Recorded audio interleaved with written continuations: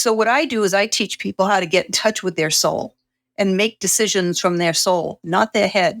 Because when you make a decision from your soul, it's the right decision 100% of the time. And now. Aye, aye. I'm the captain now. Coming to you from the K2 studios in San Diego, California. This sounds great. You sound amazing. I always sound amazing. It's the world famous Everybody's hitting off like BFFs. Chris and Christine Show.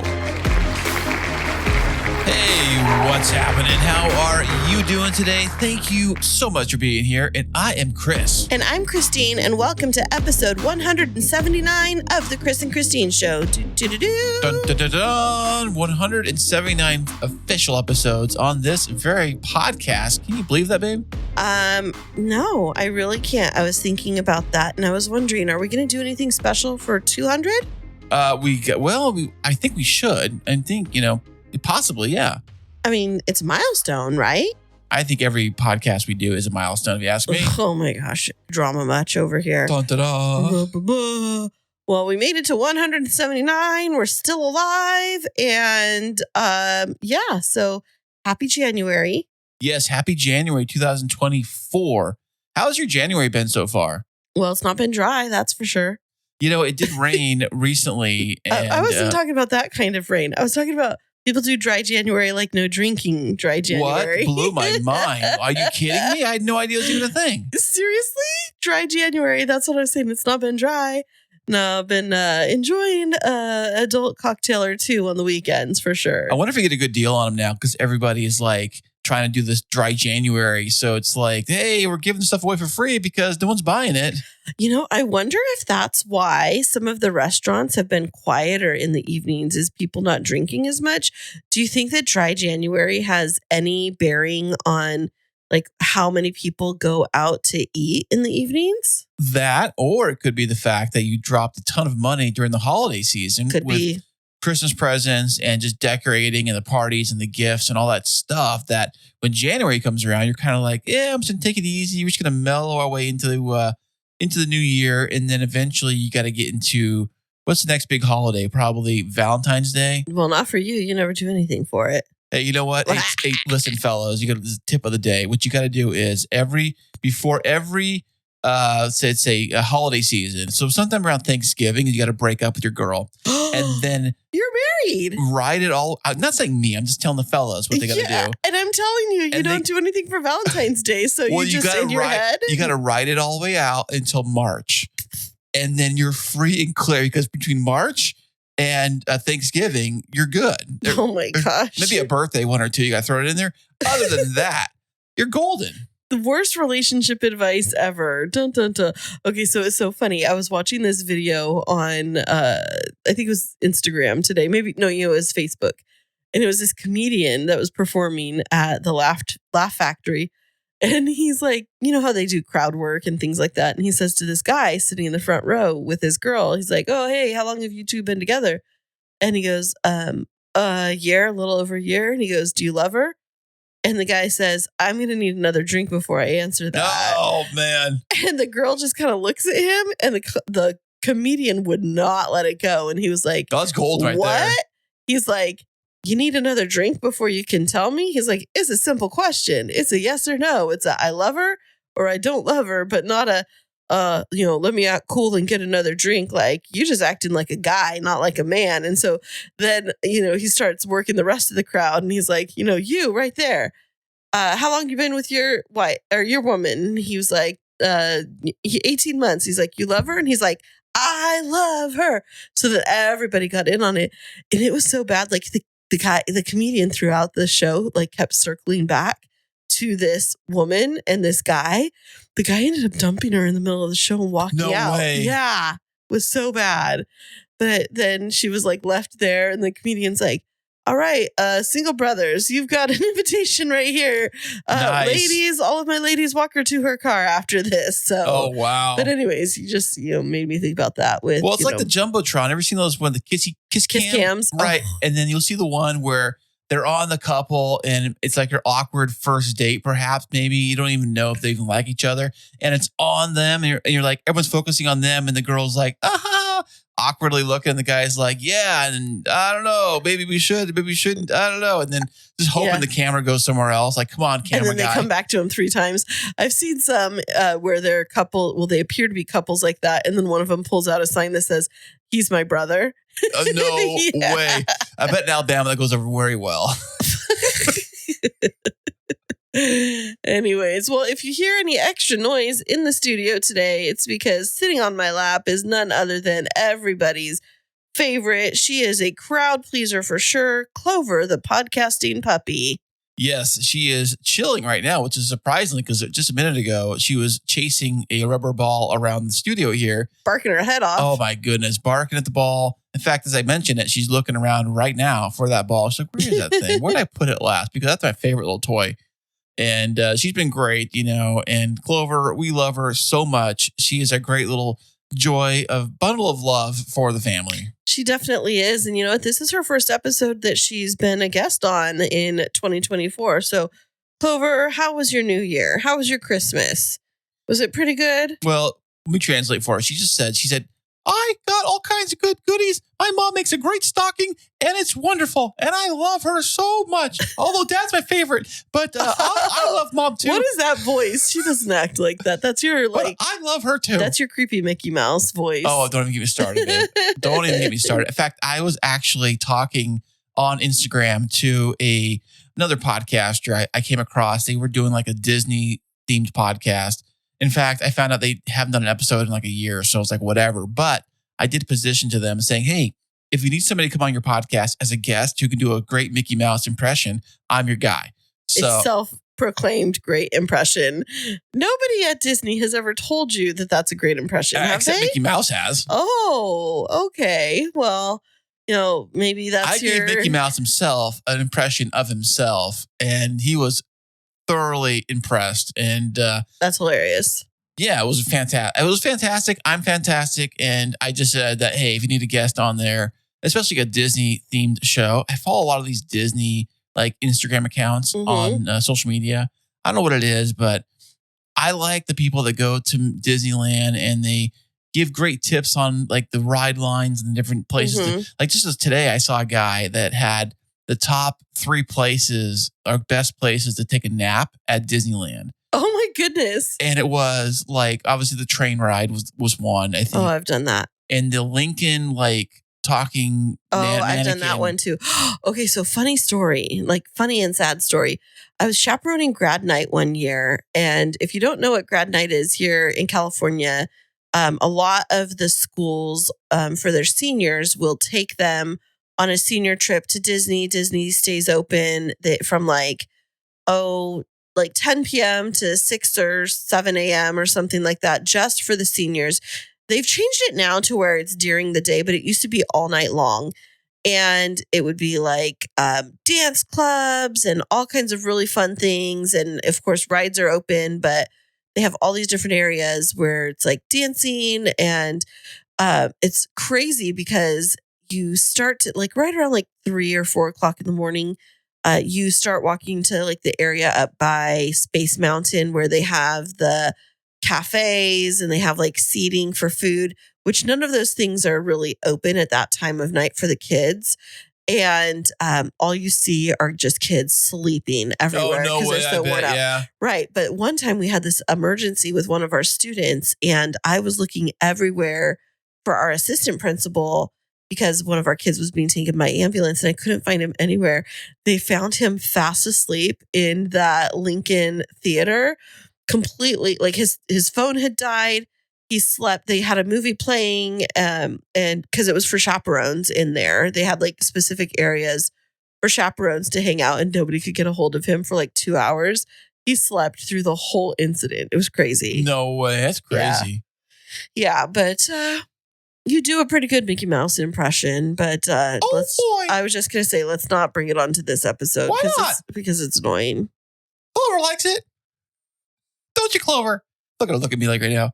Who's that? Yeah. Who is that? Well, we've had it's been it's been a week around our household. It's definitely been, I'm glad that Clover's sitting here with me because it's been a rocky week for us. Just lots of hard stuff has been happening. And Well, do you want to talk about these hard things or you want to just kind of like tease yeah, them? sure. I mean, and you're going to hear Clover jump down. She's starting to get excited. But on Thursday of this week, our next door neighbor who had become a friend of mine unexpectedly passed away. And it was just a pretty tragic situation. And so, that's been hard to deal with. And then last night, you and I, we've been really, one of our commitments to each other this year is trying to get out for date nights now that the kids are getting older. Jacob's turning 14 this week, and Zeke's turning 19 this week.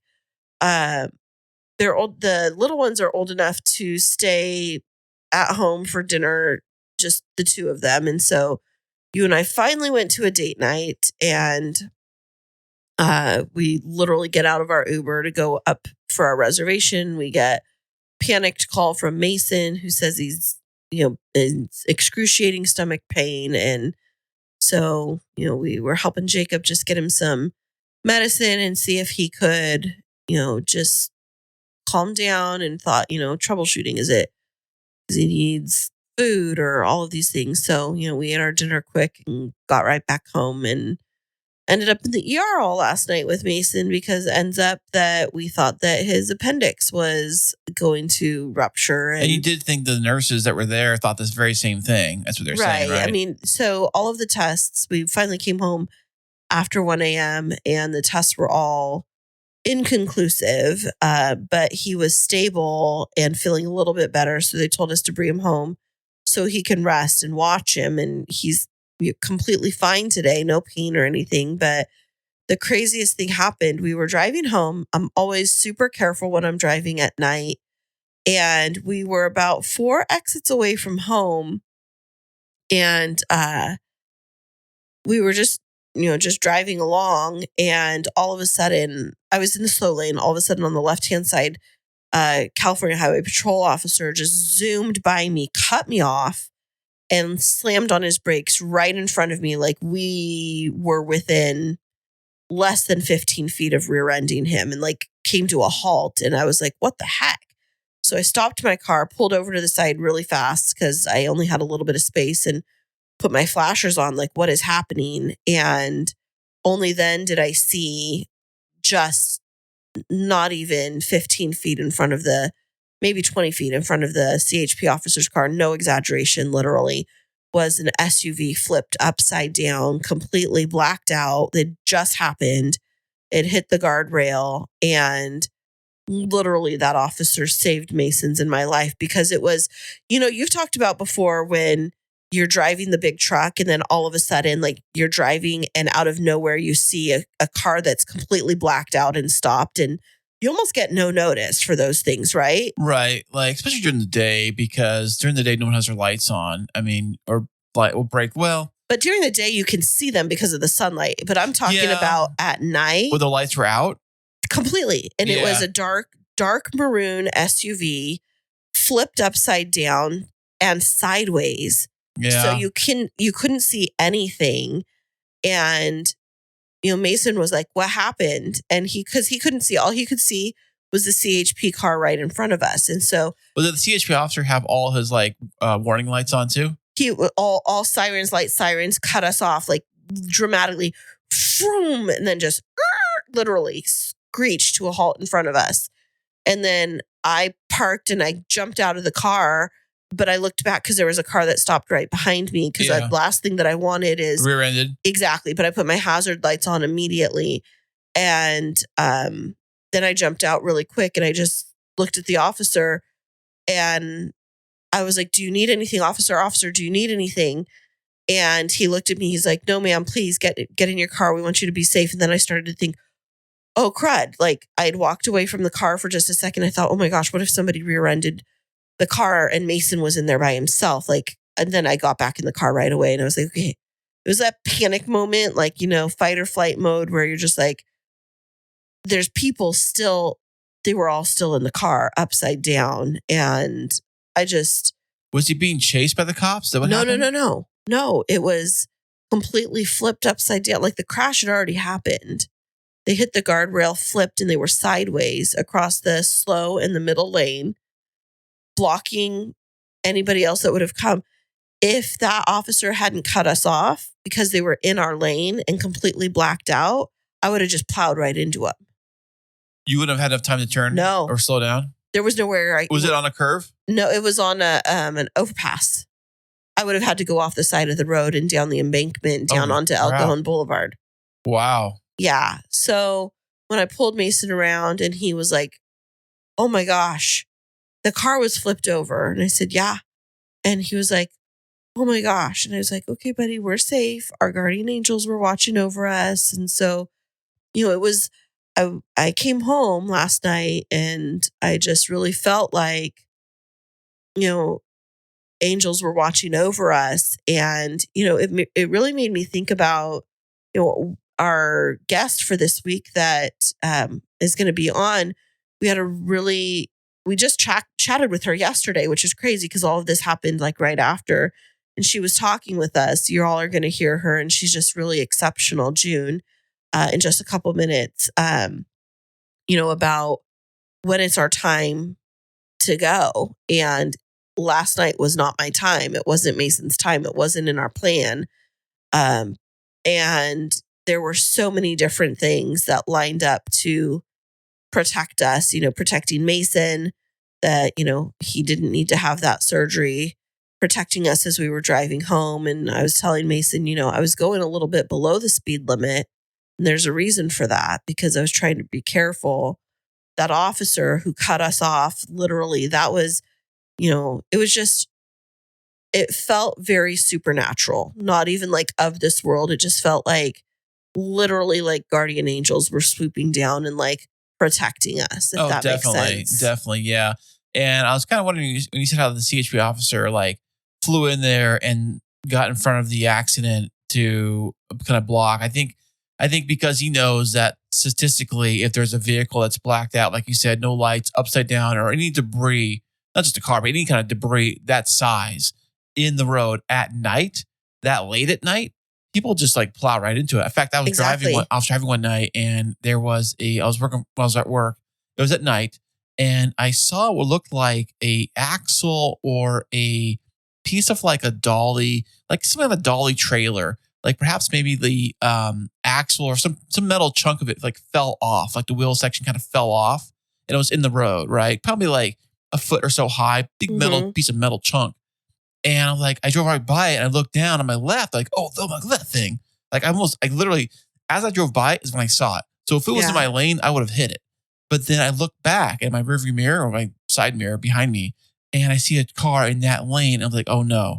And sure enough, he plowed right into the thing. And I just see all these sparks just like coming out from behind the car, because he's just like plowed this big chunk of metal and he's just like dragging it, Yeah.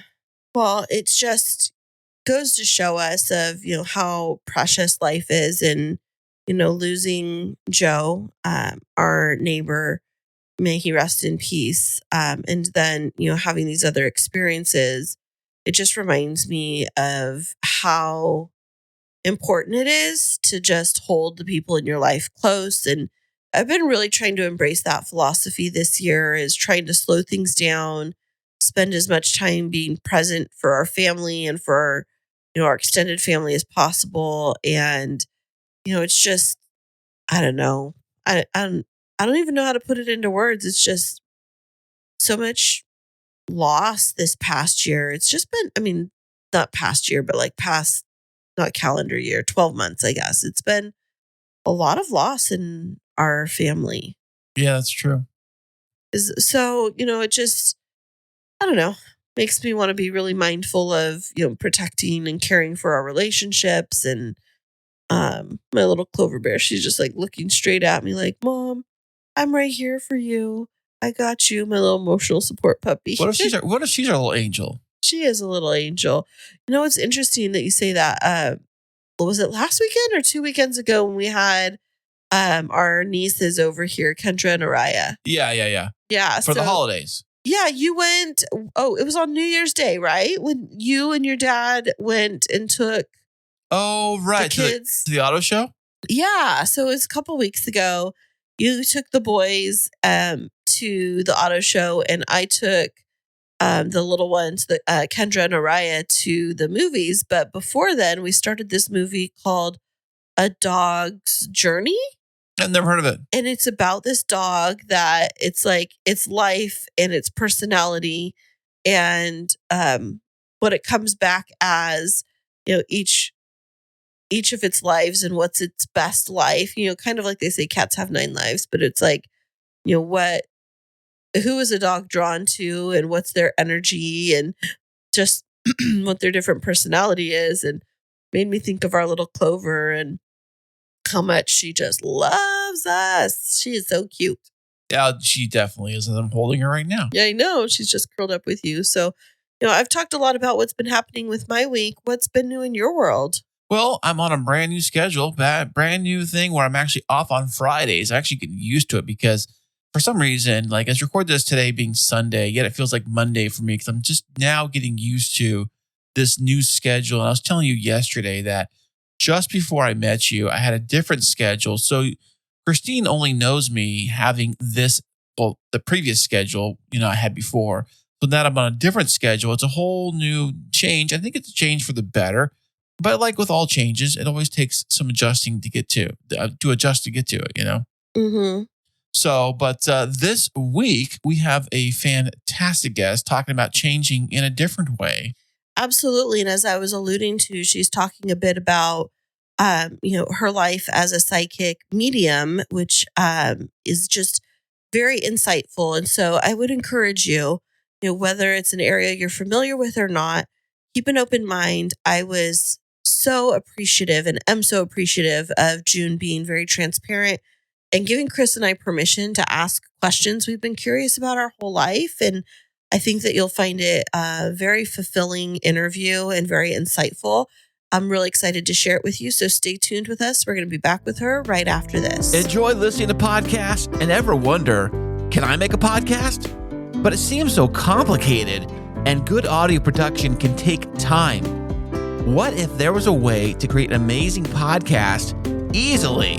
Well, now there is. Introducing Podcasting Made Easy from Podtastic Audio.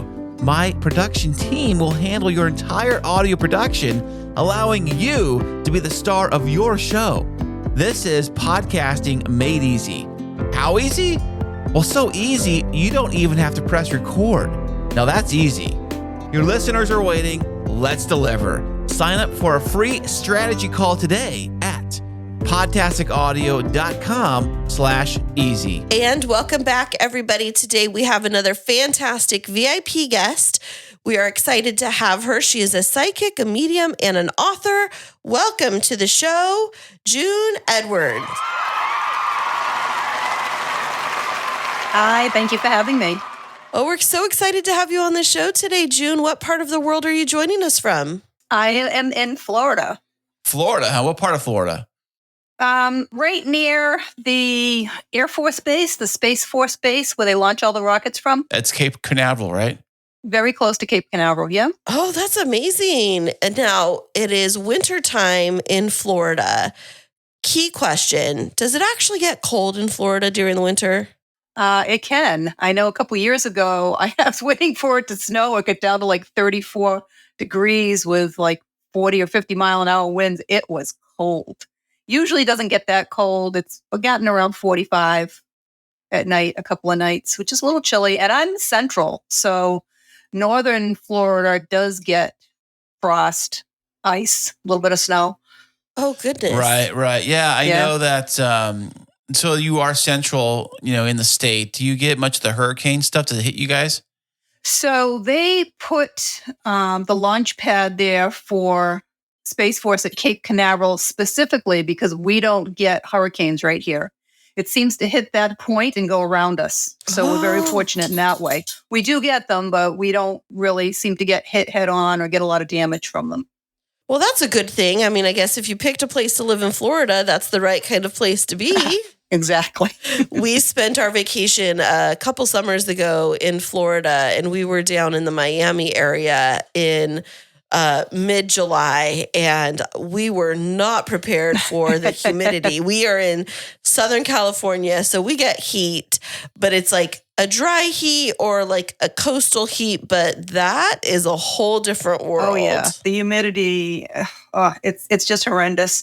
But you usually go from air conditioning car to air conditioning house to air conditioning store, so you're not really out in it a lot unless you go to the beach. That's what we heard from the people that live in Florida. Although us as tourists, we were thinking, oh, well, we're just going to adventure around. We had no idea. Yeah, it's hot out. You don't want to travel outside and look at things in the summertime. Not, you do it in the morning and you do it later at night. Those 2 times. Just stay out of the heat of the day. June, is it true what I've heard about the electric companies in Florida? They really gouge you guys, especially during the summer, how it's crazy expensive. Oh, no, it's nothing compared to the Northeast. I moved from Massachusetts. It's horrendous up there. My electric bill is probably 20% of what it was up north. Wow. Really, that's interesting. Because I would think of all the air conditioning usage that you would be running the AC like 8 months out of the year, 24/7, and that's why my electric bill is still like 20% of what it was up north without running an AC 24/7.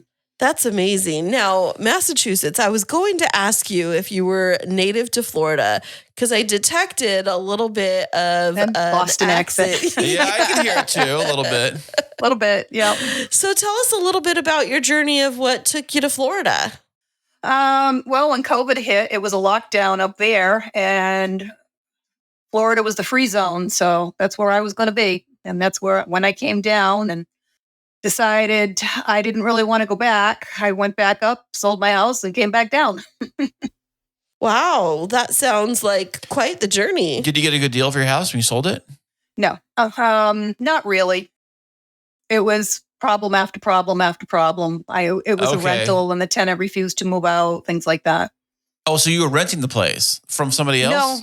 No, I owned it, but it's a duplex. I had a duplex up north, and I have a duplex down here. Okay.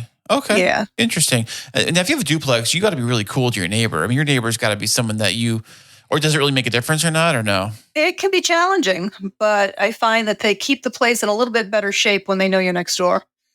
Oh, because you're right there, like, see things and hear things and things like that. Right. So do you ever hear about the squatters that come through with especially those vacancies and stuff? You ever seen any of that firsthand? Well, it's happening a lot with the Airbnbs. So I actually did take it back off the short-term rental for that reason. It's happening a lot of places. So an Airbnb is where they see a house that's no one's really living in it year round. They think it's empty. No, an Airbnb is, you book on booking.com or Airbnb or to rent a house instead of a hotel when you travel. And what's happening is those people are getting into the house. They're either scamming their way to get in, saying, I'll give you the credit card when I get there, or my nephew's coming a little earlier. Can you let him in and I'll be there with the credit card later? Once you've let them in, you're in trouble because they aren't leaving. Yeah. So you can't get them out if they come in? Well, they're squatters. They're squatters. It's difficult depending on where you are. Where I am, the sheriff will come out and throw them out because I'm licensed properly. It's like a hotel. You get in there and you don't want to leave. But other places, not so much. They'll make you go through the courts and try to evict them. Right. I've even seen some nightmare situations where somebody says, oh, well, for some reason the payment isn't processing through Airbnb. Can we book off the platform? Right. And that's how they get the loophole, because if you're not actually through like Airbnb or Verbo or something like that, then you have no protection. Right, exactly. Yeah. Well, we're glad that you avoided that trap and that you're living it up in Florida. Yeah. Loving it here. Yeah. So tell us a little bit about your professional journey. So Chris and I see that you are a psychic, a medium, and an author. I would love to know a little bit more about how you got into that space as a psychic and a medium. So I was born with a lot of ability. My youngest memory was about 3 years old. I thought it was my parents calling me and get out of bed, and they're fast asleep. And then went back into my room and started seeing faces all over the room and shadow figures. And it was very scary as a child. And I tried to block it as much as I could growing up. And I've been in business my whole life. So, I was one of these people that if you can't feel it, touch it, see it, and, it's not real, right? Right. And when I was 27, I had a medical emergency and I died and I went to heaven, basically. And I came back here by choice. And you would think at that point everything would have changed, but it didn't. I was still afraid of my abilities and afraid of the other side, although I was drawn to it. I would go on haunted vacations and go stay on the Queen Mary and go to Alcatraz and go to the Wally House and all those things.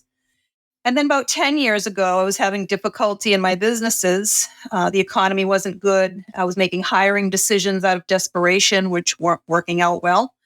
And I went to a Reiki practitioner to try to relax. And she recommended that I meditate. I'm like, there's no way I can meditate. I'm running 5 businesses. I'm going through a divorce. I'm taking care of my sick mother. So the first time that I tried it, it was like they kicked the door into the other side. She's ready. Oh, wow. And I just could not shut it off. And it was 1,000 times stronger than when I was a kid. I mean, I see everything. I see, lower vibrational entities, which people call ghosts for the most part here. I see them in 3D. Sometimes I'm not sure if it's a ghost or a person. I did when I was little, but it's much more now. And they're everywhere. I have the ability to go back and forth to the lowest level of heaven where I went when I died, which is the 5th dimension at will. Yeah, it's been quite the journey. So June, let's go back to that episode when you were 27 years old, your first NDE, right? That was your only NDE, I would assume? Yeah, well, I never heard the term until, a few years ago, to be honest. And studying it a little bit, I found out that it's just a terminology coined by scientists that haven't been able to quantify it yet. How long I always called it a death experience. Well, how long were you under for? How long was I dead? Probably, I would say probably 4 or 5 minutes. I know they say brain damage takes effect after like, I don't know, 2 minutes or 3 minutes, but there's exceptions to everything. Right. Yeah.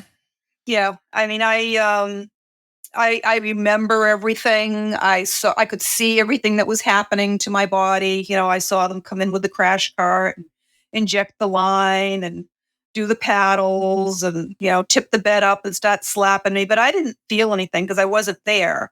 But I could also see and hear everything else that was happening in the whole hospital at the same time. The nurses that were outside at the station talking about it happening and the rooms behind me. But I was very focused on a life review. Apparently, less than 10% of the people that have an NDE actually get to the level that I got to and have a full life review. What does it look like? It's like sitting in the front row of an IMAX theater. And the only thing they're showing me was all the happy times in my life, the people that I cared about, the people that had done things for me, any occasion that had brought me joy. And then I heard a voice from behind me tell me that it really is not my time. I can stay if I want to, or I could go back. It's my choice. If you have a choice and everybody else has a choice, why doesn't everybody just come back? Everybody doesn't have a choice. Everybody's situation is very different. Most people don't get to the level that I get to. I've actually even met a man who at 45 had a heart attack and was taken to hell and was told that he was not going to stay there, but they wanted him to see it so he could come back and tell everyone that it's real. And he came back and became a Catholic priest. Oh, my word. Well, did he describe what he saw? Was it? He did. He absolutely did. In detail, or was it more of like a feeling he had? No, in detail. He explained it to me. And he's the only person that I've ever spoken to that went to hell. It was pretty unbelievable because that's the first thing out of my mouth. He wanted to talk to me. He's like, "Oh, I heard you died." And I'm like, "Yeah." He goes, "So did I." I'm like, "It was amazing, wasn't it?" He goes, "Absolutely not." He goes, "They took me to hell." Oh my gosh. I was like, "What?" So, yeah. So, prior to 27, when you started to have these experiences, do you, I don't know if I'm going to ask this question right or wrong. So I'm just going to ask it like, can you block it out? Is there ever a time where you can just say, I don't want to see and feel these things? Because I worry about, children that have exposure to this never feeling like they have an escape and feeling tormented. Well, prior to 27, that's what my childhood was like. It was not good. As I was growing up, I didn't know that other people weren't seeing or hearing what I was. I was in school and I would tell everybody what was going to happen before it happened, and I got labeled a freak really quick. How So accurate were you when you said those kind of things? How accurate was I? Very, but it's just they label you a freak. So I had all kinds of nervous tics and twitches, and I'd bite my nails, and I stuttered, and it was terrible. I remember when I was 10 years old, my parents split up. My dad actually kidnapped the youngest 5 of us. I was one of 8 kids, and I had to do the dishes every night after dinner. And there was a woman that would stand there and keep me company every night, about the age of 45. And I appreciated it. I didn't really have any friends. We had taken away to a place I wasn't familiar with. And one day I asked my older brother who she was. I just assumed everybody saw her. And he started laughing at me and told me that she was the woman that used to live in the house. Her husband killed her and threw her down the basement stairs. And it scared me so much that she never came back. Wow. And then I tried blocking it as much as I could, but still, anytime anybody died, even if they were just acquaintances of mine or someone else, in the family knew, they would come to me immediately. And I'd be telling them the next day, Joe Schmo died last night. No way, I just saw him last week. Sure enough, they'd find out that I was right, that he did die. Wow. Yeah. So, it's very interesting and it's very different. And this is not what I thought I'd be doing in my life, to be honest with you. Like I said, before I died, I didn't even believe any of this stuff was real. Right. Because, I was exposed to a lot of religions growing up, and, you got my boyfriend's mother's got Mother Mary in the bathtub in the yard, and she's got the little cards in her, in her car, and statues, and praying the rosary all the time. I'm like, what is all this? But I can tell you that every religion is right, every religion is wrong. There is only one when you get to the other side. You can call it whatever you want: God, source energy, Buddha, Krishna, whatever you want to call it. There is only one. It's absolutely amazing on the other side. The only 2 things that you bring with you is your knowledge and your feelings. And I used to say love because that's all I was feeling on the other side, was just overwhelming love. But now that I've done this work for so long, I've brought through more than enough souls from the other side that are still, either angry, remorseful, sad. So we bring through all of our feelings with our soul when we go to the other side. But I always hear people are always say, "Oh, they're much better when they go to their side. They're in a better place, or they're." It's amazing over there. It's amazing. So if you don't change, you're still the same person you were here, just without a body. But you can go anywhere you want once you've gone in the light. Interesting. I find this very fascinating. Yeah, when you look at quantum physics, the speed of light is over 300 million miles a second. And when I left my body and my soul, which is pure energy, went into that light, I was traveling at that rate of speed. And then it went back into this body. So my vibration is much higher than most people's to begin with. That's why I believe I have such an easy time connecting and can go back and forth to the 5th dimension at will. But when you don't have that body, you can travel at that speed all day long. So they can go anywhere very, very quickly. And they don't want to be forgotten. So anytime you even mention their name, they show up immediately. It's like a 2-way mirror. They can see you, they can hear you, they can even touch you. And they're like banging on the glass, wanting you to know that they're there. It's amazing. As much as you want to talk to them, they want to talk to you a lot more. So with that being said, now, first of all, June, I will confess, I was raised in a very conservative Christian home, and my mom and my dad always told me, like, when we would drive up to this, the next biggest town next to where I grew up, we would always pass by this psychic medium. Like, there was a house off to the side, and there was always a sign for it.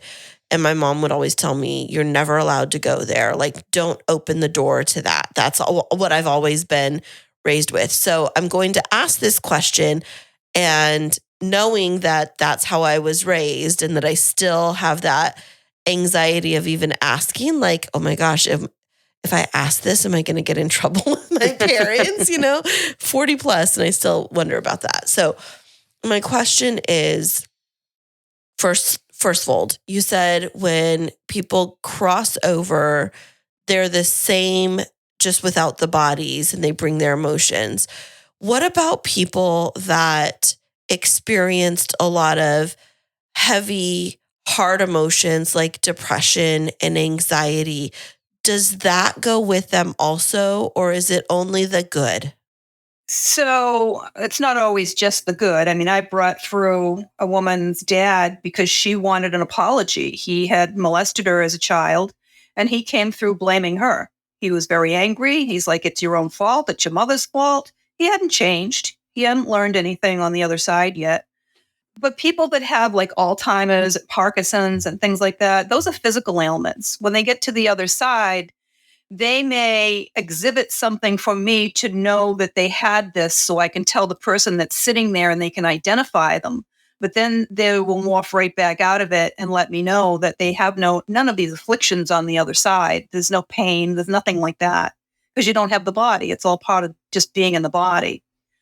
And just so you know, everyone has psychic ability and mediumship ability. Everyone has it. Thousands of years ago, it was encouraged, and people, mental telepathy, all that stuff. And it's the difference between thinking in your head and knowing something. Okay. We all have a brain, which is nothing more than a computer. Our brain has a specific job, and it's to protect you. And it does that by creating fear. So most people make their decisions based in fear, but everyone's had to make a decision in their life at some point where they just knew they were supposed to do something. They just knew it, and they did it, and it worked out fine. And that's your soul. So what I do is I teach people how to get in touch with their soul and make decisions from their soul, not their head. Because when you make a decision from your soul, it's the right decision 100% of the time. And your soul is way too big for your body. So some of it's in the body, some of it's over your body, which people can see, and they call it an aura. And the majority of your soul is in the lowest level of heaven, the fifth dimension, and it orchestrates all the events, the timing of all the events that happen in your life, because you planned this life. And everything that happens, it happens the way it's supposed to. There's no accidents. It's interesting because a lot of people will say like, oh, they were too young to die, or perhaps maybe a tragedy of a mass shooting or something like that. And you always kind of wonder like, why? But you're saying that regardless. So you can die outside of your life plan. Okay? Oh, really? That's something Absolutely. new. I haven't heard that one Yes. No, you can. And I didn't think so. But again, they teach me many, many things from the other side.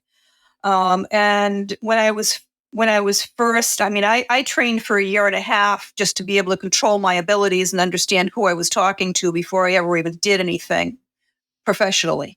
And when I was practicing at one point in time, there was a woman who came to see me and wanted to talk to her niece who had been in a car accident, brought the niece through, and she showed up with 4 other people.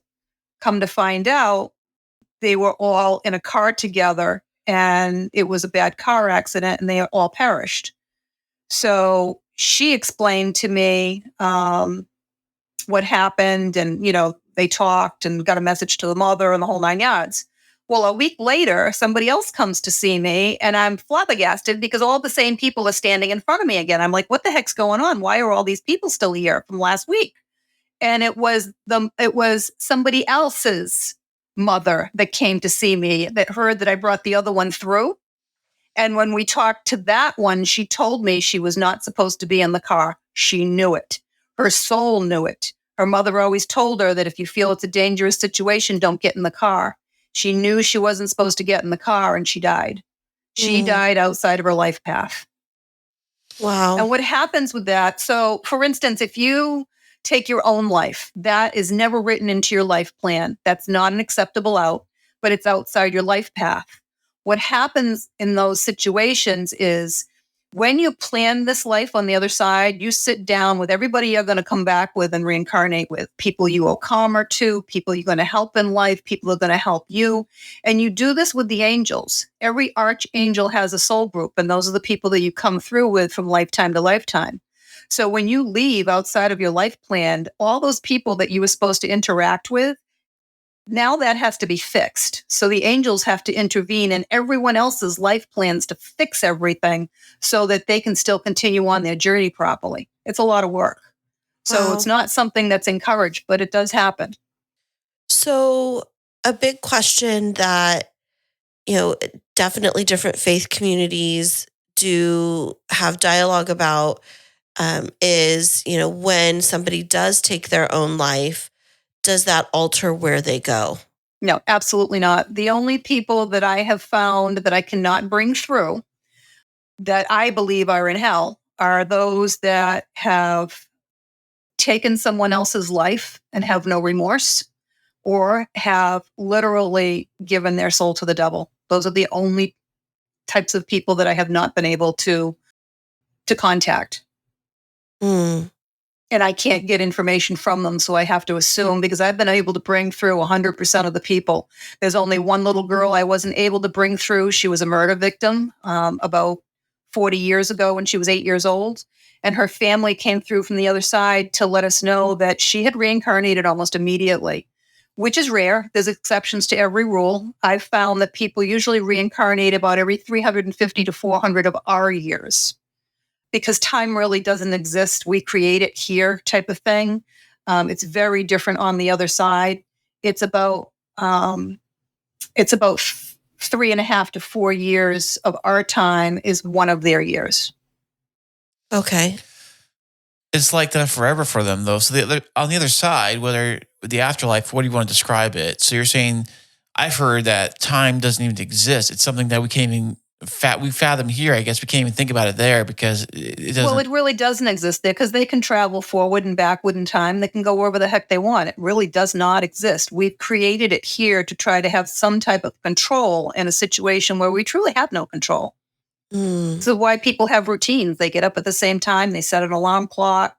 It's to give you some type of comfort in a world where you really have no control. So how, okay, I know that it sounds kind of a weird question, but how would somebody or spirit or soul, how would we adjust to this not having a time limit space? Like how would we even adjust to that? Well, you have to remember. So have you seen the movie Avatar? Yes. Okay. So when that came out, I was thrilled to death. I'm like, oh my God, this is what it is. So, when you go to sleep at night, your vibration actually raises and more of your soul leaves your body. And you can astral project anywhere. You can go visit anybody, whether they're alive or not alive. You go visit your other soul friends, all that stuff. Okay. And when you get up in the morning, it's just like you're putting on the suit. Okay. And you are playing a role here. This is just like you're playing a part in a movie. That's all this is. And you're here for the blink of an eye. When you look at existence, you're here for less than 100 years. You come back here for lots of reasons. When you're on the other side and you don't have the body, right? You can't do lots of things that you can do when you have a body. You can't smell, you can't taste, you can't have sex, you can't do all those things. So we come back for like a little mini vacation. And we also learn our lessons faster here than we do on the other side. So every one of us has five soul lessons that we have to learn for our soul to continue to advance on the other side. Okay. And we learn those lessons faster here than we do on the other side. And we learn them faster still within relationships. Now, whether that's a relationship with a friend, a lover, a parent, we're in a relationship with everyone. We're in a relationship right now, just having a discussion and a talk. Okay. Right. So you come back to help other souls learn that relationship. You come back to collect your karma, hence my book, All's Fair in Love and Karma. You write into your plan. You create karma in this lifetime if you do something to someone that you have no remorse and you don't make amends. In another lifetime, you owe them something. Maybe you stole money from somebody in a past lifetime. They're not necessarily going to come back and steal money from you in this lifetime. Maybe you wrote it in that they're going to be your boss. And you're really going to learn what money's all about because they're the one that's going to give you the raise or not give you the raise, right? Mm-hmm. So this is how it works with the people in your life. And there's really only 3 different types of relationships. We have a karmic relationship where one or the other literally is there to teach or learn something. And a karmic relationship never really feels comfortable. It always feels like there's something missing, or you're looking for the red flags or the other shoe to drop. And when one or the other learns the lesson, that relationship ends immediately. It's like you wake up one morning and say, why do I even have this person in my life anymore? I'm done. If you both learned your lesson, it will end amicably. If only one or the other learned the lesson, it will end, but not amicable.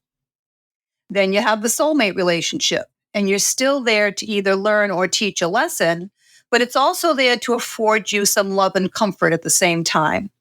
And a soulmate relationship can end when the lesson is learned, or it can continue on and you can learn more lessons with that person. It really depends on what you wrote into your life plan.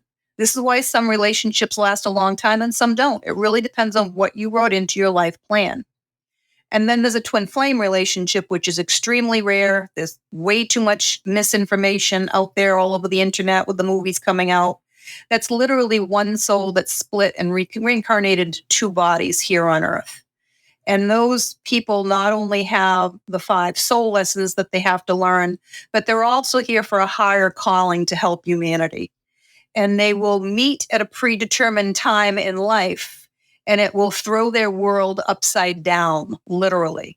It's always an intense relationship. It's always extremely sexual, and it only lasts for a matter of weeks or months. And then when it ends, it's like you've been ghosted. But it will put you on the path that you're supposed to be on in life. And if you've both learned the 5 lessons and are on your path of helping humanity, you'll have an opportunity to get back together in this lifetime again. Otherwise, you'll have to wait till you get to the other side. But no other relationship in your life will ever compare to that. You'll always be settling after that. And most of them don't get back together in this lifetime because the lessons are difficult to learn, and everybody doesn't always learn their lessons. Wow. I'm sitting with all of this and I'm thinking, as you were talking through the different relationships, I was thinking through different relationships with people I've had, and you try to categorize them like, well, Right. what were they? And I'm even thinking, I don't know, I'm sure you probably already know this, that, Chris and I here, we're sitting in the same room, we're spouses, so we're married. And I'm thinking like, okay, well, where does this relationship fall? Lord knows, I hope it's not one of those short relationships for only a few years.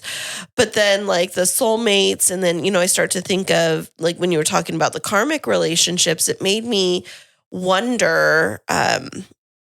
Okay, so I don't know if I'm going to ask this right. So in a situation, hypothetically, where somebody has wronged someone else, and the person that has wronged the other lives their entire life remorseful for it, but is never able to make amends with the other individual for whatever reason.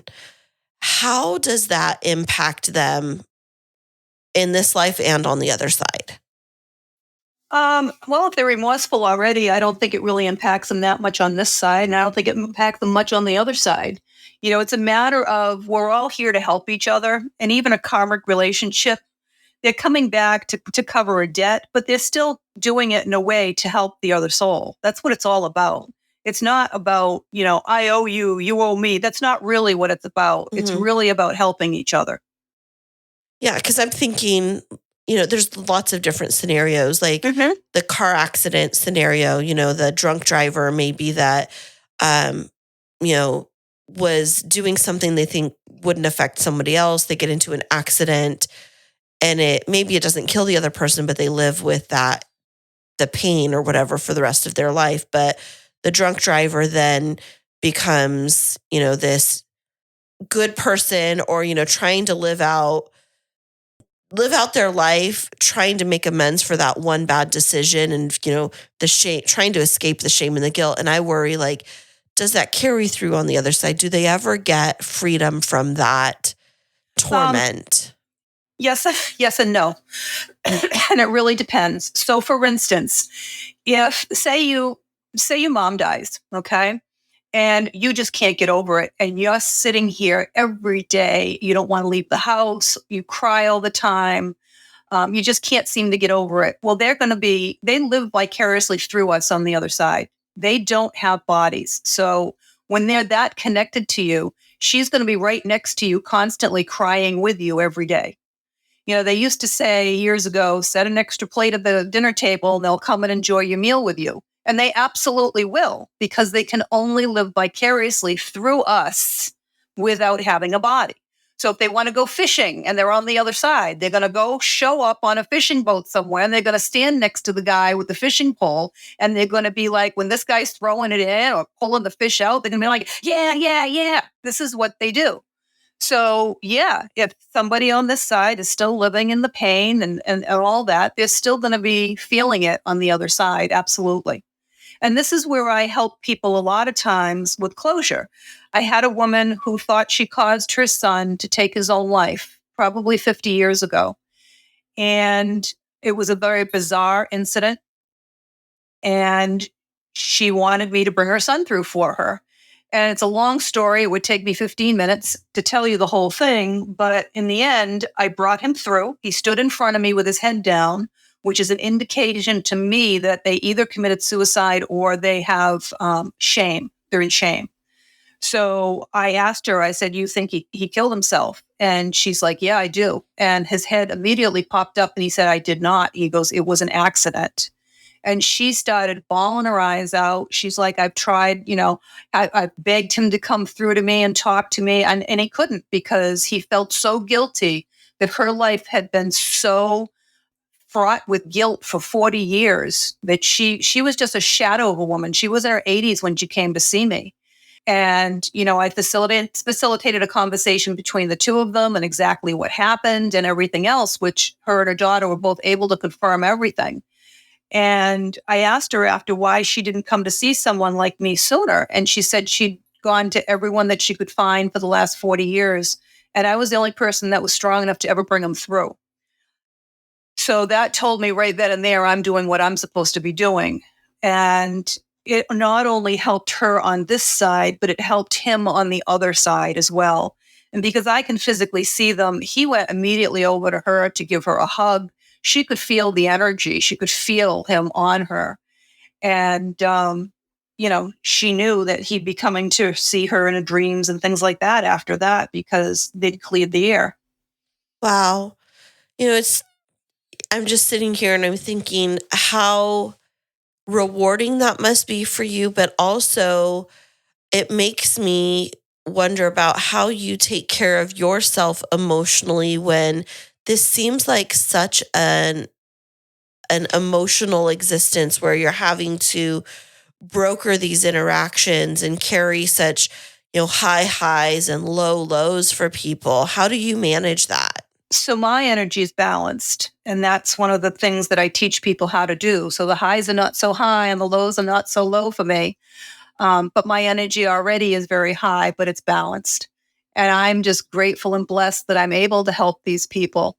I mean, I feel bad if there's somebody that I can't help. So for instance, missing person cases and murder cases, if they don't want me to know that they're dead because they don't want the family to know, they don't think the family's ready to know yet, they may give me misinformation specifically because they don't want the family to know yet. And if they haven't gone into the light, I'm picking up on energy that feels like they're still alive. I cannot tell the difference between the energy of a ghost and a living person, because their energetic vibration is the same. Once they've gone into the light, I can tell immediately. So, June, speaking on that, what would cause somebody to not cross over to the light and stay as you Many things. Okay, many now things. have you seen the movie Ghost? I have. Yeah. Okay, how realistic is that? I was going to ask that too. Very accurate. And in fact, my sister was Hindu, and I forget what they called the ones that came up from hell to drag his body back down to hell. But it's very well depicted from the Veda, from Hindu religion. Yeah, I was wondering about that when I watched that movie, and I was kind of, even back then when it came out, 'cause it came out a while ago, I was kind of wondering. It does look pretty realistic. It almost feels like everything you've been told or you've heard, it sounds like it's pretty accurate. Yeah, it is. It's a very realistic movie. That's crazy. Wow. Yeah. Yeah. Yeah, it kind of is. But yeah, I mean, I feel very blessed that I'm able to do this work and help people the way I'm able to help them, to be quite honest. When you ask me why people stay, why the ghosts stay and why they're here, sometimes they're here because they're afraid. They are afraid of what goes in the light. They're afraid to be punished and judged. So I've had lots of different ghosts. I had a ghost I was trying to pass over who had murdered someone, and his 8-year-old daughter, he obviously killed her as well because she was hiding in the kitchen. And I got the grandmother to be able to bring her to the other side. But I told him he needed to go into the light, and he wanted to know if he was going to be judged or what was going to happen. And I told him, I have no idea. I know you've taken people's lives. I have no idea what's going to happen to you. And he refused to go. He left the house and left the building that I was trying to get him out of, but he refused to go into the light. I had a little girl one time, was probably 8 or 9 years old, died of either yellow fever or typhoid back in the 1800s. And she was haunting a half dozen homes that had been built on the land that her family owned when she died. And she kept going from house to house and looking for her mother. And she would call the woman that lived in the house. Everyone she found, she'd call them mommy. She'd stand at the bottom of the stairs at different houses, waiting for them in the morning, calling them mommy. Couldn't find her mother. So I was able to bring her mother from the other side and bring her into the light. And she moved on. Other people, I've found attics and basements full of slaves or immigrants that have come through, like Italian immigrants or Irish immigrants that came at the potato famine, things like that. And so energy attracts. We're magnets. We're always attracting or repelling at any time. And they find each other. So if you have a haunted house, I guarantee you got more than one in there. But these souls that die, if they didn't go into the light, they went back to where they felt that they was safe. And then, like in the Underground Railroad, they were hiding in basements and attics. And then they congregate. There'd be 50 or 60 of them in there. And I explained to them that their families are in the light waiting for them and move them into the light. Sometimes I've only had one that wouldn't go, and he lived at, I had a restaurant, and I'd owned the building a long time. I'd had a couple of different businesses in there, and he was turning the lights on every night after the kitchen staff left. And I listen, you can't do that. You need to go into the light. He had been a cook when it was a prior restaurant and fell and hit his head on the curb in the street and died. He was very excited that it was a restaurant again and was very happy to be there and did not want to go into the light.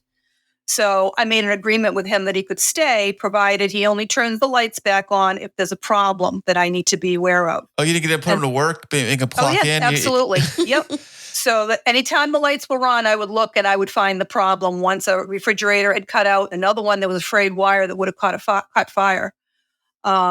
So yeah, absolutely. So June, how long let's just say someone turns into a ghost, does not go into the light. How much time do they have in that current form as a ghost before they go into the light? Is that expire? Is there a time limit on that?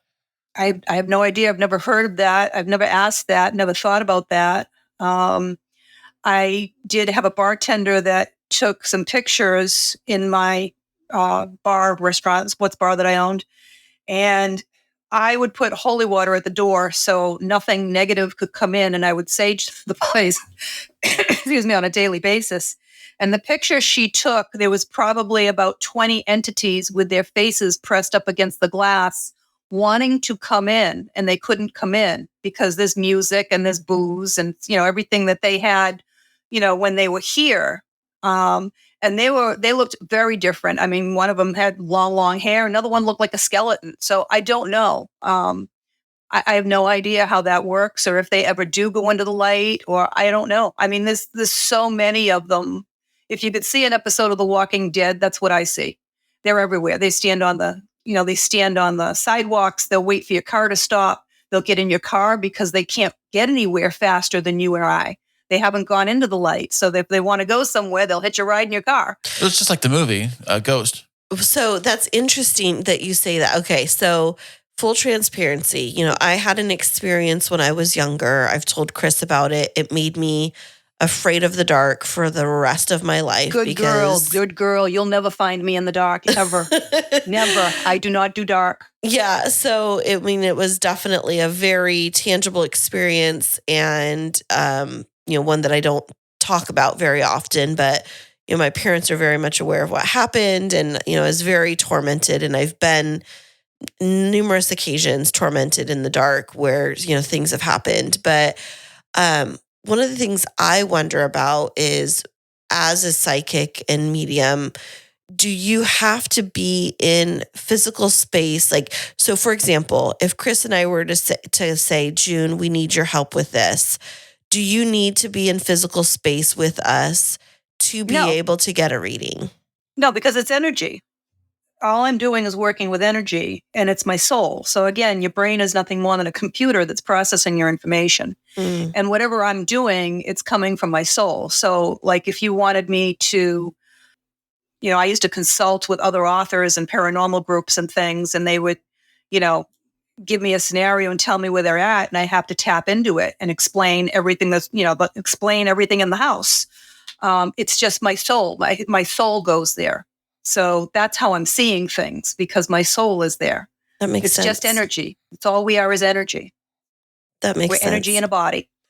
So, okay, again, in full transparency, before this show, when Chris and I were prepping, he's like, it's perfect timing this week because of some things that have happened in our life. And I said, we're not allowed to go there, Chris. I'm not ready for it. So I was asking that for a very specific purpose. Like, if we were to, like, if people have just gone through something and they're listening to this episode and they're thinking, wow, like June's explaining this in a way I've never heard of it before, and you're in Florida and they're in Timbuktu, can they reach out to you? Absolutely. I work with people all over the world, basically. I have a lot of clients in other countries that I work with on Zoom or Skype. I can tell you that I don't do exorcisms. I have tried. I've had 2 students of my relationship mastery program that did not follow the program. And the reality of it is everything that's happening in this world is a war of good versus evil. And they both want your soul. And if you have a good heart, then you're a target. So I did have one person that I did try to do exorcise the demon that she allowed it in. I was not able to do that. It's not my forte. It's not what I do. And she did have to go to a Catholic church to get exorcised. So did the other one. So it's very important when people meditate, you have to protect yourself first, because when you open yourself up to meditation, you're opening your soul up to the universe, and that is good and evil.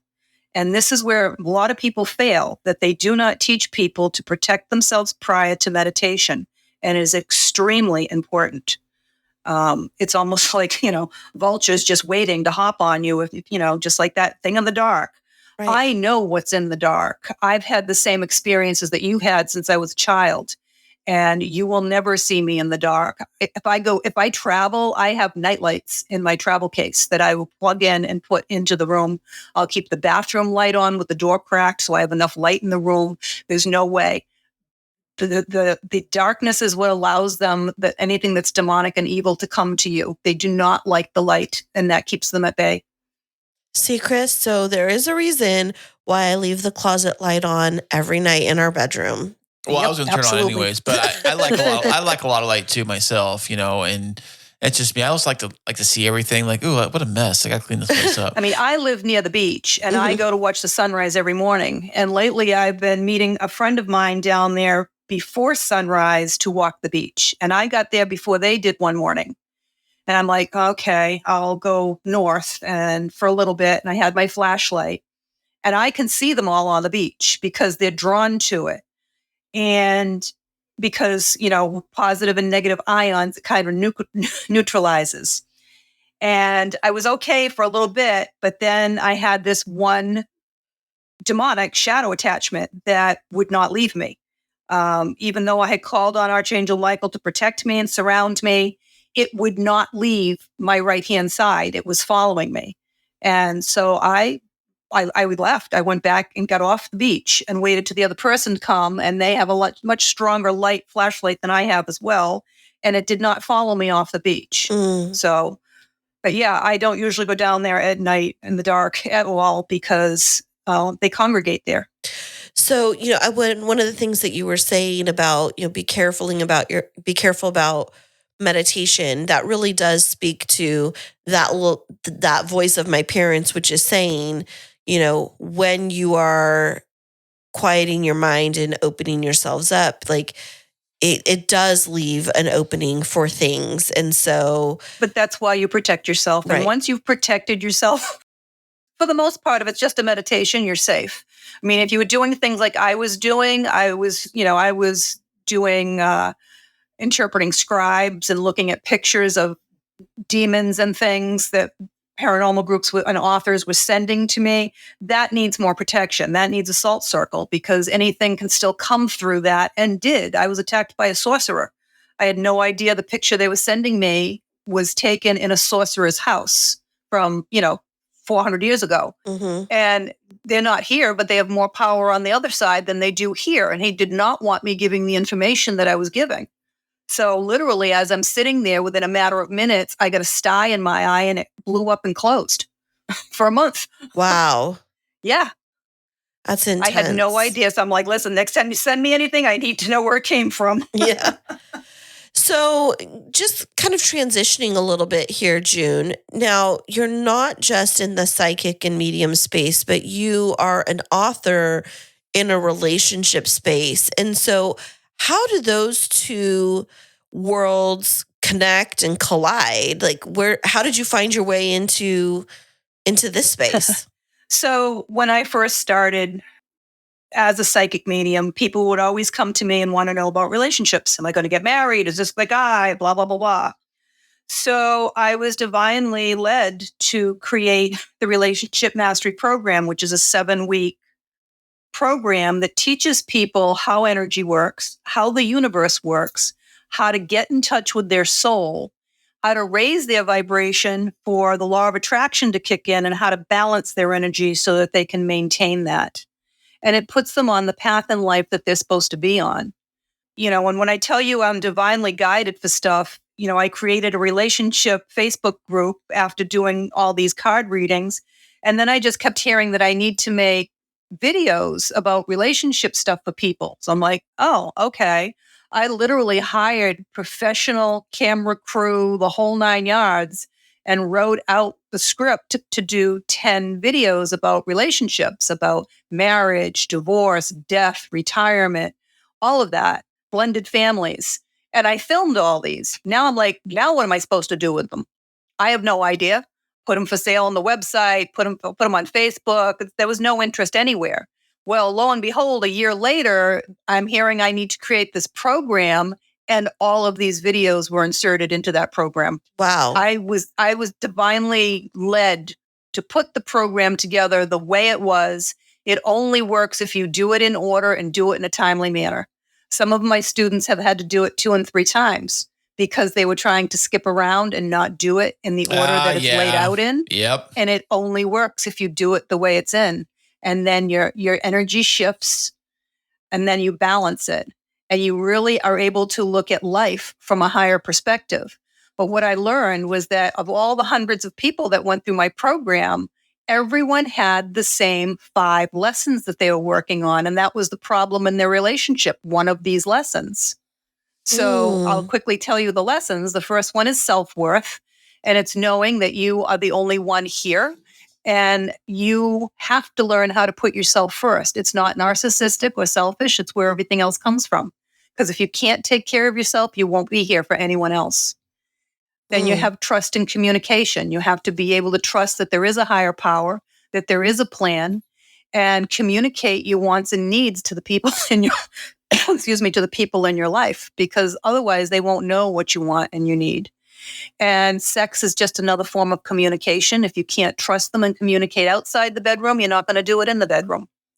Then you have unconditional love. Unconditional love is not saying that I have to stay in this abusive relationship because I'm supposed to be practicing unconditional love. Unconditional love is saying, listen, I love you. I care about you. We had a good run. It's not working. It's not bringing us joy. It's time to go our separate ways. End of story. No drama, no backstabbing, no nothing. That's unconditional love. Maybe you had a child that you love dearly and they do something horrific like murdering a neighbor in a fit of rage and they go to prison for the rest of their life. You don't like what the child did, but hopefully you still love your child. That's unconditional love. Mm. Then you have money and balance. Money is energy. That's why it's called currency. And it's what we use in this 3D world to show whether or not your life is out of balance. Everything in the universe has to stay in balance. You have good and evil, night and day, left and right, up and down. And you have to have an even exchange of energy for everything, or there is no value. When I first started the program, I gave it to some people in the military at no charge. They never did the program. It had no value to them. It has to be an even exchange of energy. So you don't walk into the grocery store and plop down $1 million for a gallon of milk yet. It has to be an even exchange. And then if you're working 80 hours a week and you're just hoarding your money, your life's going to be completely out of balance because you're not going to have any time to spend with your family, your friends, your own hobbies. And then if you're not spending the money, you don't have enough self-worth to even spend the fruits of your labor on yourself. So this is how all of the lessons keep intertwining and going back to the other one. And then the last lesson is patience. And we live in a world of instant gratification right now. And everybody wants everything yesterday. Yeah, it's and quicker. It doesn't work. It's quicker now. It doesn't work that way. I think especially with all the social media and all the instant stuff. And I mean, how stupid would it be if every 5-year-old little girl that wants to get married and have babies started having the store deliver babies at her front door, right? Right. Everything comes in the time that it's supposed to. And you are always right where you are supposed to be at any given time. No matter what you would have done, don't have regrets because it still would have brought you to where you are right now. And everyone can look back at the breadcrumbs and see how one thing led to the next and led to the next and led to the next and brought you to where you are. But what I help you do is get in touch with your soul so that you can see the signs that are coming from the other side, from the angels, and make your decisions from a knowing, your soul, not your head, so that you can put yourself on the path that you're supposed to be on, and it's an easy commute for you. So building off of that, June, when you were talking about like everything in your life brought to you to where you're at now, I think I'm paraphrasing it incorrectly. What about the people that say, bad things always happen to me, nothing good ever happens? They keep saying that because that's the law of attraction. It's like if you're trying to cross a street and you keep saying, I don't want to get hit by a car. I don't want to get hit by a car. The universe does not understand negatives. All it hears is hit by a car. So guaranteed you're going to get hit by a car. You need to stay positive. You need to ask for what you want to attract. So the person that's saying, oh, I'm a bad person, I'm dumb, nobody likes me. It's self-fulfilling prophecy. That's what I keep saying to certain individuals in the room with me Wait right a second. now. Wait a second. I tell Chris, okay, so we use a lot of our own personal life story and life journey as part of this podcast. And so we talk about manifesting what we want. And I talk to him a lot about the energy that we bring into space with each other, the energy that we bring into this life. And so like even this morning we were having coffee and I was like, or I think it was last night when I came home from work and I was like, what is this energy you're bringing into my space right now? Like, we need to calibrate. What's interesting is every relationship has a leader and a follower. We know who the leader is here. And when I work with people in regards to relationships, I don't work with couples. I work with one person. And it's always the leader of the relationship that comes to me. Interesting. Because for every action, there's an equal or greater reaction. When you change, everything around you changes. And when you raise your vibration because you're a magnet and you're attracting, it's like a radio station. You can't get the radio station unless you're on the right frequency, right? The people that are in your life are on the same frequency. You two are on the same frequency. How's that feel, babe? Yeah, you're on my frequency. Yeah, yes, you're on my frequency. But if you want to attract better into your life, raise your frequency. And because you are together, when one person raises their frequency, the other person's frequency will automatically rise. It's interesting you say that because that's been the conversation we've been having lately as, things have been changing in my life and we have an event planning business and it's been going so well. And Chris, you say to me frequently, like, I want my business to be as successful, so I'm up in my game. And so we talk about this, and sometimes that energy can almost feel like competition, but from what I'm hearing for you, it's not competition. We're trying to level up together, but it's kind of Exactly. like this, almost like And a it's like staircase. balancing. When you learn how to balance your energy, because you're on the same frequency, the other person will automatically balance their energy as well. It only takes one person. Interesting. That makes a lot of sense. So you said that when you're working with relationships, you only work with one person. So Yep. how does that work and not cause manipulation, or like how do you orient to So that? when you understand why things are happening, you have the ability to change anything in your life. And again, when you're looking at it, so for instance, my students, I tell them when you come home at night, you go in the house, don't go in and ask your wife, how was your day? Because when you are asking a question, you're triggering her because you don't know, you're not in a good space to begin with. So, and that's with a lot of people. When you're asking any question, you're triggering them. She's going to turn around and say, what the hell do you care how my day was? Blah, blah, blah. Instead, go in and make it a statement. Hey, hon, I hope you had a great day today. Mine was pretty good. Now she's going to stop for a second and say, did I have a great day? He's hoping I had a great day. Oh, it could have been better. It wasn't too bad. It completely changes instead of having that attack going on. There's so many things. When you change something, the whole dynamic of a relationship changes. And Hmm. that's why when I work with one person and they can start seeing it from a higher purpose and why they're there, why these things are happening, everything changes. That makes a lot of sense. I have people, so the way the program works, one person goes through the program, things change so much, and they make the decision from their soul, not their head, whether or not they want to be with this person. The other person is so amazed at how the dynamic has changed so quickly. They want to know why. They teach them what I taught them in the program. And now I have people that teach their children. I've got this people sending me videos of their kids that they've taught the program to. So their children don't have to go through all the difficulties and challenges because there's no need if you've learned your lessons. Right. If you learn those 5 lessons, there's no need to have any challenges in your life. It's interesting. I keep saying interesting, but as you're saying this, more and more is coming up. Chris and I have been on this mission the last month to really shift the energy in our household because we were noticing, a lot of negativity. The kids were fighting quite a bit. And then the things that they were saying to each other were not the kinds of messages that we wanted to hear our kids speaking to each other. So we started to think about, how are we talking to ourselves? What Right. messages are And we you also saying? have to be careful because, again, there's entities out there all over the place and they follow you home and they come home or they're attached to people that come in your house. So I highly recommend that people learn how to sage their house on a regular basis so that they're clearing any negativity that's out of there. And a lot of people are empaths. And if you're an empath, no matter where you go, you're picking it up. It's like lint. Okay. And you have to get that off of you, or it's going to end up bringing you down as well. So, this is where I recommend people either take a bath or a shower with sea salt and just rub it on your body first. So, negative energy is positively charged, sea salt is negatively charged. And when you put the two together, it automatically neutralizes all that negativity. No way. Check that Yeah, out. way. Fun It's fact of the day. science. Science 101. That's amazing. June, I will say, I was nervous coming into this because of what I told you about, like, talking with a psychic or medium. It was something that I was told to be afraid of. And the thing is, too, remember there's a difference between psychics and psychic mediums. So I see and talk to dead people, okay? There are good and bad in everything, just like there's good lawyers and there's lawyers that cheat, right? There's accountants that are good and accountants that cheat.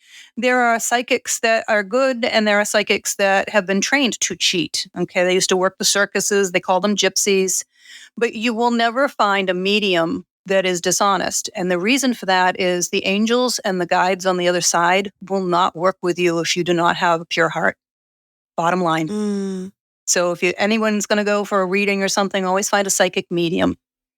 Well, June, we are so appreciative for you being such an open book and letting us ask questions that we've been afraid to ask of others. And I felt sometimes like a little kid, like, oh my gosh, is it okay? But you've made this so inviting, and it just speaks to the kind of environment that you create for the people that come to you. And so with that being said, I'm sure that we have a lot of listeners that have been really intrigued with what you've said today. How can people find you and connect with you to help them navigate whatever life journey they're on right now? So they can go to my website, juneedward.com. There's no S in there, juneedward.com. And the first book I would recommend everyone getting is A Night on the Other Side. That's everything I used to teach in psychic development and mediumship development. And it will teach you how to properly sage your house, how to meditate properly, how to use the sea salt, all of those things. And then there are links to all of my books on my website. There are lots of videos you can watch and listen to from students and from podcasts. There is a free webinar that everyone can sign up for and learn a little bit more about energy. And if they're intrigued and want more information on the Relationship Mastery Program, they can also sign up and have a personal one-on-one call with me to see if they're a good candidate for the program. And you can always schedule an appointment with me for an Akashic record reading, which is your past life, to find out what's going on in this life, why it's happening. A regular reading or mediumship if there's somebody you want to talk to on the other side. I do all kinds of different readings. I do destiny cards, which is astrology and numerology combined. And then I'm on all the social medias except for TikTok. I'm on Facebook probably more than anything, but I am on all of them. Fantastic. Well, June, thank you so much. We're really excited for our listeners to be able to take advantage of your knowledge. We're definitely going to leave links to all of the references in our show notes. Any final word that you'd like to leave our listeners with? There is. The highest vibration of all is love. So spread it around, share it. If you want to raise your vibration real fast, laugh, love, have some enjoyment. That's the fastest way to raise your vibration. Oh, Well, thank you so much, June. We wish you all of the best. Thank you. You as well. Are you in the middle of wedding planning and feeling overwhelmed? There's no need to fret, my friend. Christine Smith Designs is here to rescue you. Offering wedding planning, coordination, and wedding floral design services, let us help relieve your stress and make your wedding day dreams a reality. Visit us at christinesmithdesigns.com. That's KRISTINE smithdesigns.com and request a free consultation. You'll be so glad you did. Well, that was a fantastic interview with June, and I felt, I that's like that little girl inside of me that didn't want to ask certain questions because I didn't want to sound disrespectful or dumb. But part of going through that interview was, again, you worrying, like, am I doing something that's gonna, like, that people are going to view as not being Christian, quote unquote. You don't see the air quotes, everybody out there. But, I really did appreciate how June was kind of reinforcing this concept of good and evil and guarding our minds and, being aware of what is out in the environment and not opening yourself up to that. and then she said fifth dimension many times, and I'm thinking fifth dimension. So what's the fourth dimension? I don't know. She was just saying the fifth dimension is like, So two dimension is like a drawing, right? Like a piece of paper. That's two dimensional. okay, but you were talking different things. She's talking about like heaven and I understand that. So three dimensional would be here, we're in here. Like this is all three dimensional. What's fourth dimensional? no, the fourth dimension, not fourth dimensional. That's where it comes from, right? No. I mean, I think what we will need to do is we'll need to look at her book and her books. And I felt a lot more open to being able to ask those questions. I feel that, sometimes when you grow up in such a guarded religious background, conservative background, you feel that you don't even have permission to question things because you don't want it to reflect negatively. Of course, yeah. Yeah. And I think that's kind of the case is I've always been worried about like asking questions about things, but you can sense when there's evil. Like my mom has always talked about, she has a name for it. She calls them these kunching spirits. They're like these like Hooching. It's just a okay. it's just a phrase. But she talks about these like negative spirits that like will surround or try and come into your household and things like that. And I think that's exactly what June was talking about is things in the environment, they negative energy, whatever you want to call it, can gravitate towards us. And so in my mind, it's always been, talking about my faith background, like guarding my heart and guarding my mind against that. And so, whether it's through prayer, for some people, it's meditation, it's always like trying to clear those things out of my life. Now, when I was younger and I would have these experiences where I was tormented by, I'll just call them what they were, these evil spirits. My mom and my grandma taught me, specific prayers of like how you clear those things out of the environment.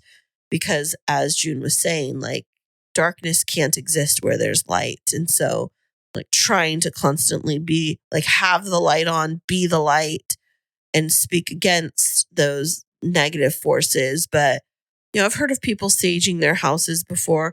And I guess I don't know what it is in sage that would keep something like that I from. thought sage was a drink at Starbucks. I don't know. I mean, Sage? That's Like- matcha.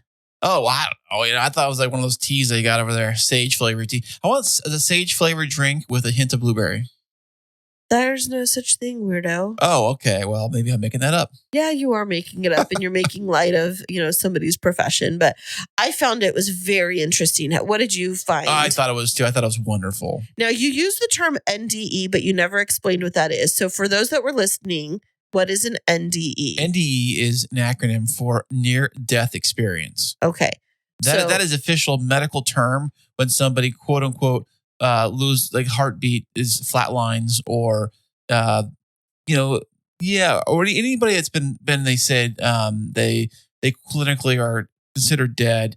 Near death experience is what they actually clinical term is what it's called for when they do bring them back after they shock them, revive them, whatever you want to call it. Mm-hmm. That's the clinical term for it. And a lot of these NDEs, they all kind of describe, from what I've heard on, perusing YouTube videos and things like that, they all kind of say kind of the same thing. They talk about the light. They talk about so much love and this feeling of love. And, but what's interesting, I did watch another video once where they actually took experiments where they were measuring the brainwave activity for somebody who was slipping away, like through, I don't know how they got the permission to do that, but however it was, they showed light brain activity, but after the brain was clinically, they were deceased, the brain activity for like a few minutes or a few seconds, whatever it was, spiked off the charts. Like went crazy. And then after it kind of faded down and faded away. But that was after they clinically were considered dead. So I thought it was kind of very fascinating too. So a lot of scientists are saying that during that time is when your brain is heavily active, maybe has something to do with the fact that it's trying to draw all it's like basically like a, like when you're on your computer or your battery, it's like depleting, it's going to like send the power to the most vital sections or whatever. Maybe that's what it's trying to do at the very last second. So it could be something. I'm not a doctor. I only play one on TV, so I don't know that. But I'm saying that's your favorite line. It's old. Hey, it works for every profession. No, I tell you that. It's like, I'm not a pilot. I only play one on TV. No, but it does lead me to wonder about a lot of different things. I mean, definitely this interview with June has made me ask a lot more questions about, situations where, a person is in a dynamic where maybe they have, they're in a coma and they're not coming back, or like a vegetative state. And people say there's no brain activity. Well, what happens in that situation?